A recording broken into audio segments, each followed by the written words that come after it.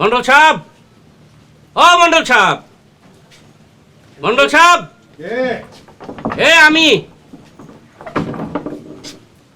এই কি আপনারা কারা? আমার এইভাবে টাকাটা আমার বারান্দার মধ্যে আপনারা উঠা, এই কারা আপনারা?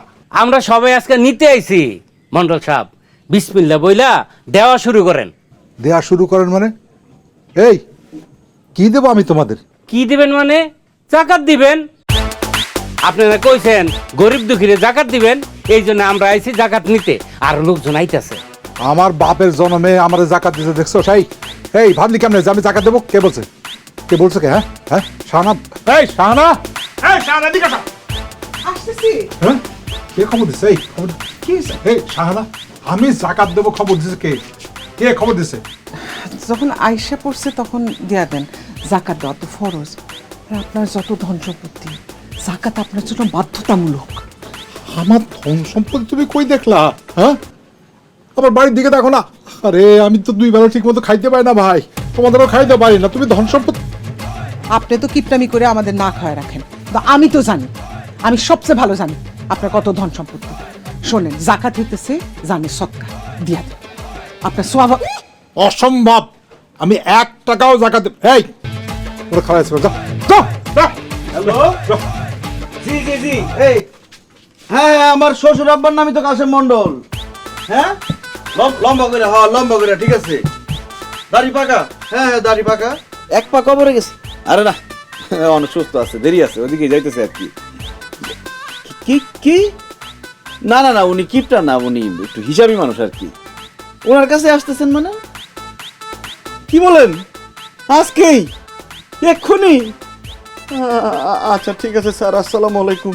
কি ব্যাপার, তুমি কার কাছে আব্বার বর্ণনা দিতেছিলা? কে আসবো আমগো বাড়িতে? আর বইলো না টুম্পা, ইনকাম ট্যাক্সের লোকজন নাকি পুলিশ পাঠাইতেছে, পুলিশ দিয়ে রেড দিব আব্বার ঘরে। কোথায় যান আব্বা, বিপদ আসতেছে। কি কও, আব্বার কাছে পুলিশ আইবো কে?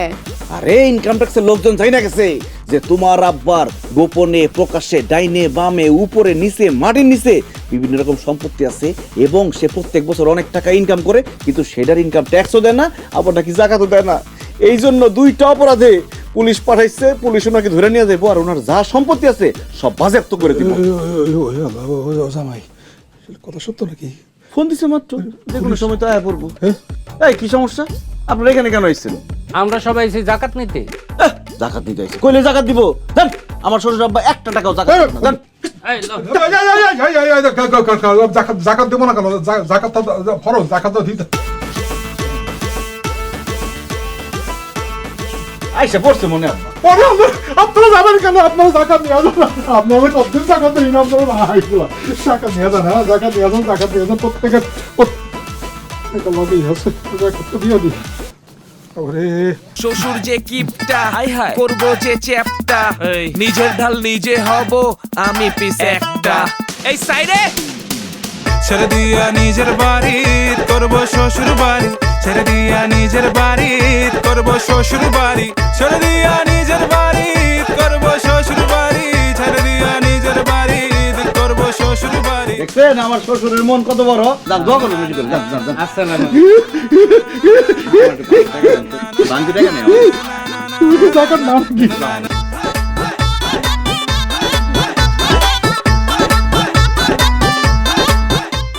মন্ডল সাহেব, আপনি আইসেন ভালো হয়েছে, নাহলে আগামীকালকে আপনার বাড়িতে যাইতাম। তুমি আমার বাড়িতে যাচ্ছিলে কেন? ওই যে আপনার কাছ থেকে 20,000 টাকা নিয়েছিলাম না সুদে, সেই টাকাটা দেওয়ার জন্য। সুদ বইল না, সুদ বইল না। তোমার 20,000 টাকা দরকার ছিল, ঠিক আছে, আমি তোমার উপকার করছি। এটা হলো দেওয়া নেওয়ার বিজনেস, দেওয়া নেওয়া। তার বিনিময়ে তুমি আমার কিছু বিজনেস দিচ্ছ, ঠিক আছে। টাকাটা ফেরত দিতে চাচ্ছিলে কেন? চিন্তা করছি আমি আর এই সুদের টাকা নিয়ে কিছু করুন না। আরে এই জন্যে সারা জীবন গরিবই থেকে গেলি। আমার কাছ থেকে 20,000 টাকা নিচ্ছ, এটা আমার ফেরত দিবি কেন? তুই গরিব, তো নুন আনতে পান্তা করে। এই টাকাটা দিয়ে তুই ব্যবসা কর, তাহলে তোর জীবনে উন্নতি ঘটে, বুঝতে পারছ না? আমার খালি এই মাসে মাসে ওই হালকা ব্যবসাটা দিয়ে গেলেই হবে। হ্যাঁ, শুধু নামে আমি রইলে তো হবে না, বুদ্ধিটা খাটা, টাকাটা রাখ, ব্যবসাটা চালায় যা। তুই মাসে মাসে আমার সুদটা, বিজনেসটা দিয়ে যাস। হ্যাঁ মন্ডল সাহেব ঠিকই কইছেন, দেখি এই টাকাটা দিয়ে একটা ছোটখাটো ব্যবসা করতে পারি। এই তো বুদ্ধি খুলছে আমি এতক্ষণে। এক কাজ কর, তোর কাছে যেহেতু টাকাটা আছে এই মাসে সুদটা দিয়ে ফেলা। বাহ আব্বা, এত সুন্দর ব্যবসা করেন আপনি। দেখছো টুম্পা, তোমার আব্বাই কি সুন্দর সুদের ব্যবসা করে। তা আব্বা জান, এত বড় একটা ব্যবসা আপনি একলা সামলান কিভাবে বলেন তো? আপনার কোম্পানি কোথায়, অফিস কোথায়, কর্মচারী কয়জন? চুপ করো তো তুমি। সি সি সি সি আব্বা, আপনি সুদের ব্যবসা করেন? আপনি জানেন না সুদ দেয়া সুদ নেয়া হারাম? আপনি এরকম একটা নোংরা কাজ কেমনে করেন বলেন তো? টাকা দিয়ে টাকা ইনকাম করি, এইটারে তুমি সুদ বলতেছো কেন? হ্যাঁ, দেখছো টুম্পা, তোমার আব্বাই সুদের ব্যবসারে কি সুন্দর রোমান্টিক একটা নাম দিছে, দেয়া নেয়ার ব্যবসা। বাহ। দেখেন আব্বা, আমি আপনাকে বাড়িতে আর জীবনেও আমু না। আমি এই সুদের খাওন খাইতে পারবো না। সানি, তুমি আমারে তোমাকে বাড়িতে নিয়ে চলো। আমি কোনোদিন আমি আর বাপের বাড়ি আমু না।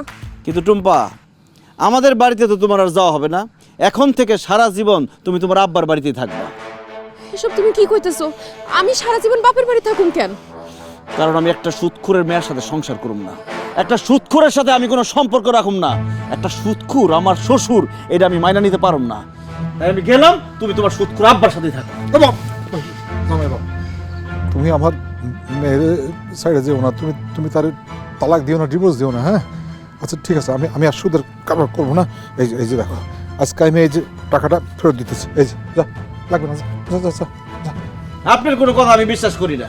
তবে হ্যাঁ, আপনি যদি এখন কান ধরে বলেন যে আমি আর জীবনে কোনোদিন সুদ খাবো না, তাইলে বিশ্বাস করেও দেখতে পারি। কে আমি? হ্যাঁ। কান ধরবো? কানে ধরবেন না? ঠিক আছে, আমি যাইতাছি। টুম্পা, তুমি ডিভোর্স লেটার পাওয়া যাইবা। থাক থাক থাক।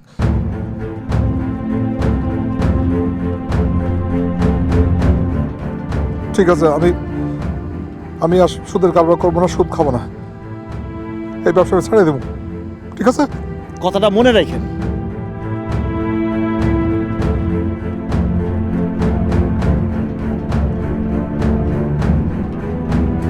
শোনো, আমি জামাইদের খবর দিচ্ছি, আসতে বলছি।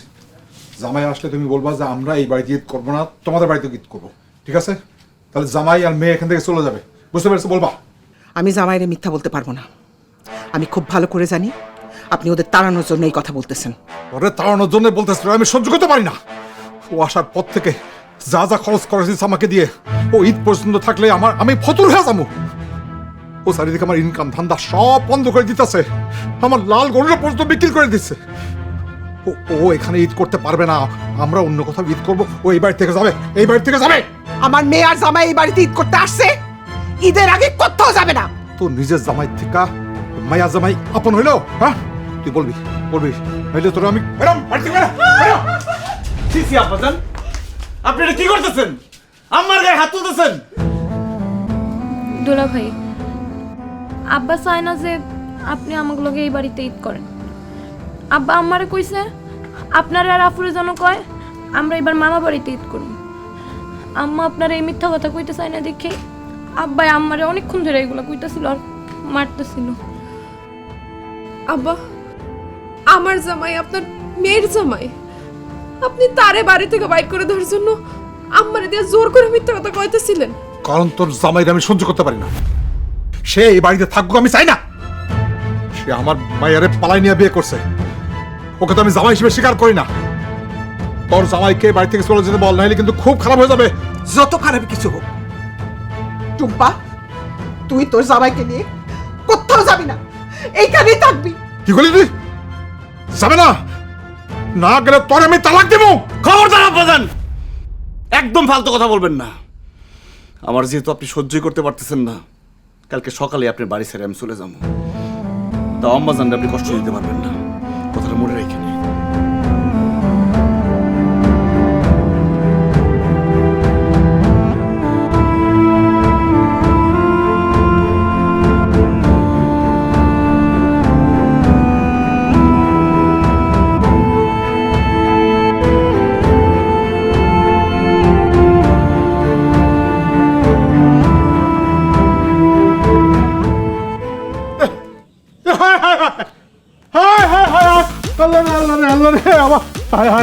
আমার তো সম্পূর্ণ হয়ে গেছে, আমার সব শেষ, আমি তো সব শেষ।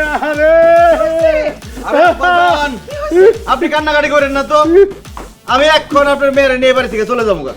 আরে জামাই তুমি চলে যাচ্ছ না, আমি কাঁদতেছি না।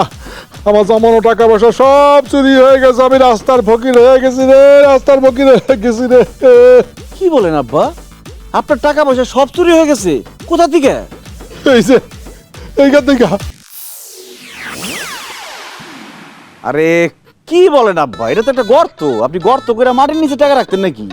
বল জামাই, আমি ব্যাংকে বিশ্বাস করতাম না, মনে হয়তো ব্যাংকে আমার টাকা বাইরে দিব, সমস্ত টাকা পয়সাটা কলসির মধ্যে জমাইয়া আমি এইখানে রাখ।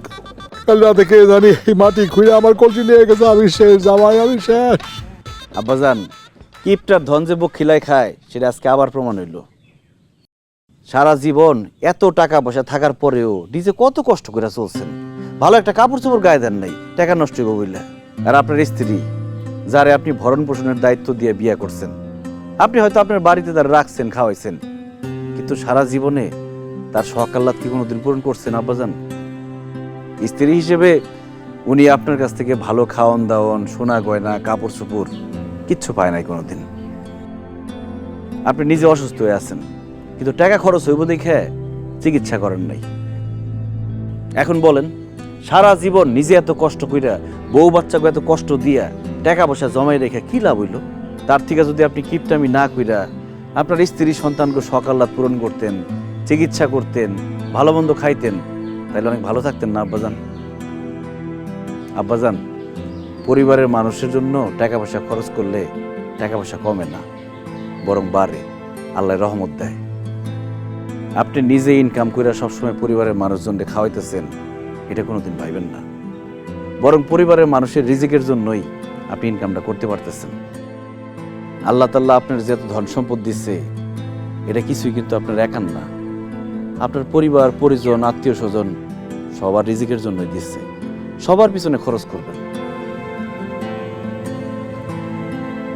জামাই, তুমি একদম ঠিক কথা বলছো। আমি কিপটামি কইরাম, ওটাও ভালো কাজ করি না।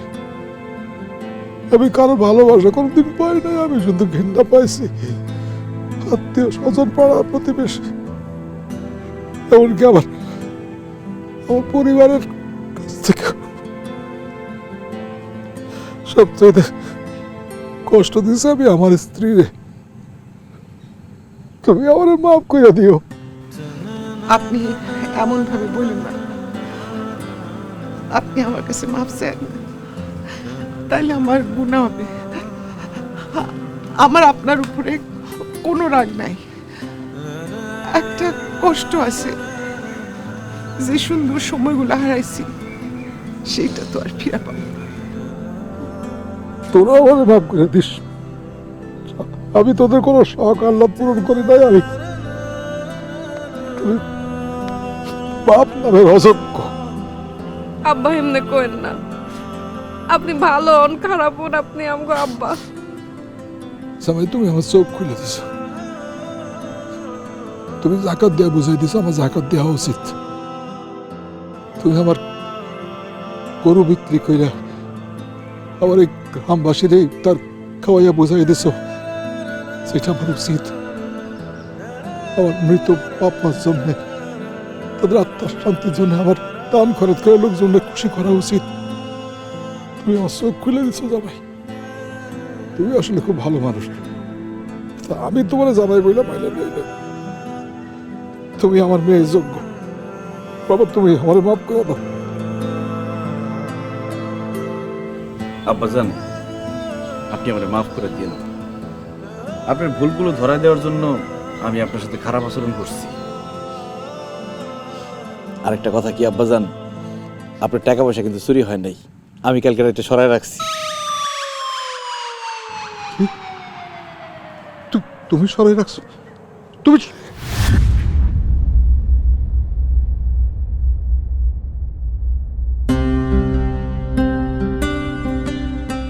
তুমি আমার জামাইয়ের মতো কাজ করছো, একদম ঠিক কাজ করছো।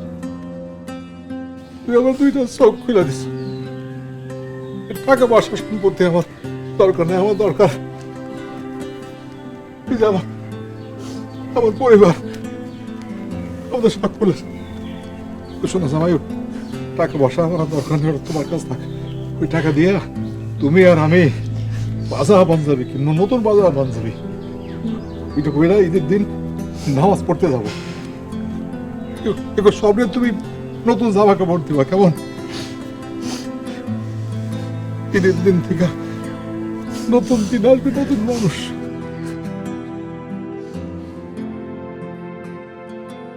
আব্বা তাড়াতাড়ি করেন, নামাজে দেরি হয়ে যাবো।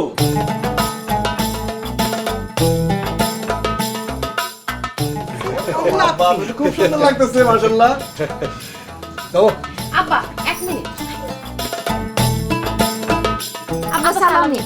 আরে এখন না, নামাজে পড়ে। আব্বা চলেন তো। না না না, নামাজ পড়ার আগেও দেবো, নামাজ পড়ে এসে দেবো। আব্বা আমারে কিন্তু 500 টাকা দিতে হইব। আচ্ছা, এই যে তোর 1000, আব্বা আমারও তাহলে 1000 টাকা দিন। 1000, 1000, 2000। আব্বা আমারটা। তোমারটা দিব তোমার শাশুড়ি। এখন থেকে এই ব্যাগ তোমার কাছে থাকবে। চলো চলো, দেরি হয়ে যেতেছে। আসেন। নামাজ দেরি হয়ে, চল চল চল চলো।